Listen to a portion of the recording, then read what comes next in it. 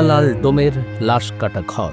Munshiganj general হাসপাতালের মর্গে মুন্নালাল ডোমের কক্ষে রাখা হয় সাংবাদিক ও কলামিস্ট বিভুরঞ্জন সরকারের কাটাছেঁড়া করা সাদা কাপড়ে মোড়ানো নিথর দেহ।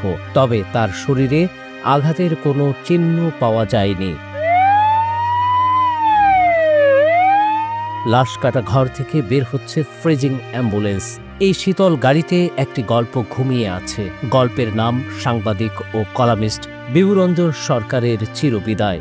দেশের সংবাদ মাধ্যমের জন্য অনেক প্রশ্ন আর অভিযোগ রেখে পরলোকে পাড়ি দিয়েছেন তিনি। ক্রমেই ক্রন্দশী সুর থেমে গল্পটি ঠান্ডা হতে শুরু করেছে, প্রশ্নগুলো মলিন হতে চলেছে।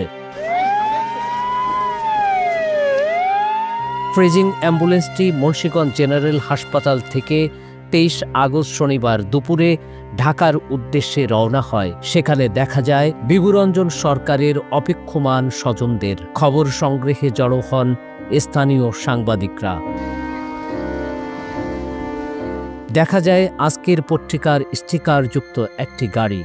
বিভুরঞ্জন সরকার শেষ দিন পর্যন্ত এই পত্রিকায় কর্মরত ছিলেন বলে সবাই জানে।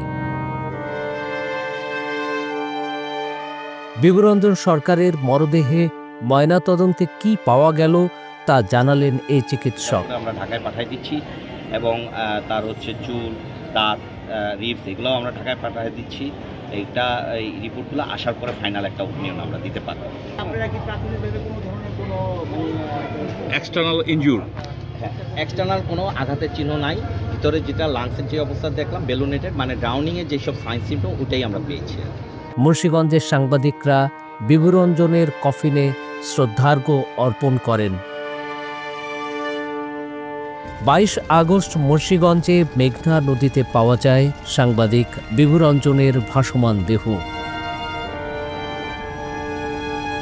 21 আগস্ট ঢাকা থেকে নিখোঁজ হন বিভুরঞ্জন সরকার। তার আগে একটি খোলা চিঠি লিখে যান তিনি। সেই চিঠিতে অনেক অভিযোগ আর কষ্টের কথা লিখে গেছেন তিনি।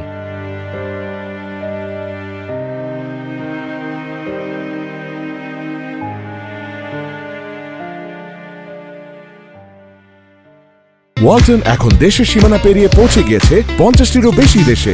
ওয়ালটন, ঘরে ঘরে বিশ্বজুড়ে।